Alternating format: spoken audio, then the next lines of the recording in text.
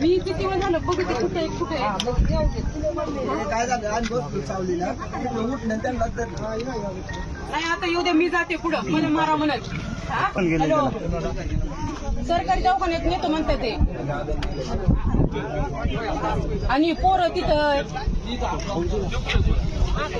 तिथं अजून चला हो साहेब या म्हणा तिकडनं या जाऊ द्या तुम्ही कोण साहेब